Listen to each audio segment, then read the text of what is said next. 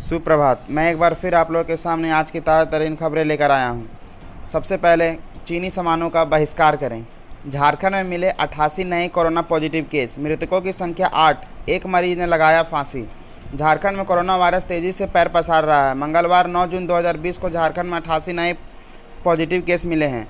वहीं राजधानी दिल्ली की बात करें तो कुल केस 31,309 है।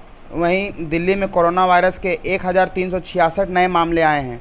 वहीं पूरे देश की बात करें तो कुल कंफर्म केस 2,76,110 हैं। वहीं 7,748 लोगों की मृत्यु हो गई है। वहीं एक्टिव केस की बात करें तो 1,33,852 है।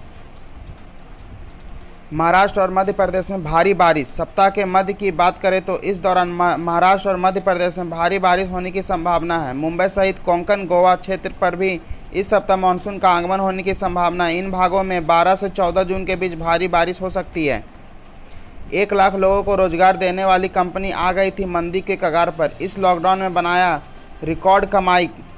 कभी मंदी के कगार पर खड़ी देश की सबसे पुरानी बिस्किट कंपनी पार्ले जी ने लॉकडाउन के दौरान रिकॉर्ड तोड़ कमाई की है। 80 दिनों के लॉकडाउन के दौरान कंपनी की कमाई का फीसदी कुल शेयर के 5% तक बढ़ गया है। बताया जा रहा है कि यह कंपनी के 82 साल के इतिहास में सबसे बड़ी कमाई का रिकॉर्ड है। राज्यसभा की 24 सीटों पर चुनाव। उस सदन में एनडीए की ताकत बढ़नी तय।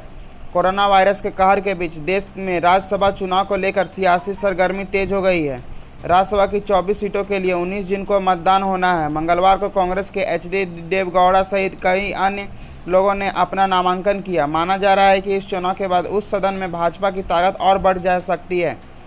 कई राज्यों में होने जा रहे इस चुनाव में भाजपा को कम से कम 9 सीटें मिल सकती है। लद्दाख में भारत के सामने झुका चीन। 2.5 किलोमीटर पीछे हटनी पड़ी सेना। आज फिर मेजर जनरल लेवल की वार्ता। पूर्वी लद्दाख में गालवन घाटी पर भारत और चीन के बीच अब तनाव घटने का संकेत मिल रहा है। चीन ने गालवन में तैनात अपने सैनिक और बख्तरबंद गाड़ियां 2.5 किलोमीटर पीछे बुला ली है। भारत ने भी इसी इलाके में तैनात अपने जवानों की संख्या कम की है। इधर बुधवार को फिर भारत और चीन के मेजर जनरल स्तर की बातचीत होनी तय है।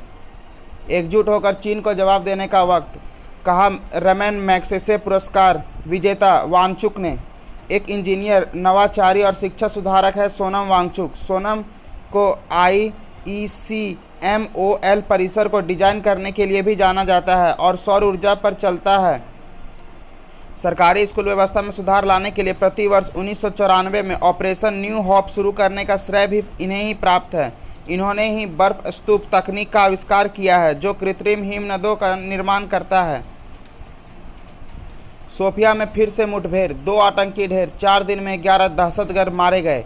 जम्मू कश्मीर में दहशतगर्दों के खिलाफ भारतीय सुरक्षा बलों का ऑपरेशन जारी है। आज यानी बुधवार को फिर से सोफिया जिलों में के सुगो इलाकों में आतंकवादियों और सुरक्षा बलों के बीच मुठभेड़ चल रही है। अब तक 2 आतंकवादी मारे गए हैं।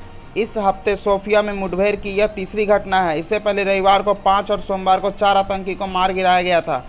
इस हिसाब से बीते 4 दिन में 11 आतंकी मारे गए हैं। धन्यवाद। अगर आप इसे YouTube पर देख रहे हैं तो हमारे चैनल को ज़्यादा से ज़्यादा लाइक करें, सब्सक्राइब करें और शेयर करें।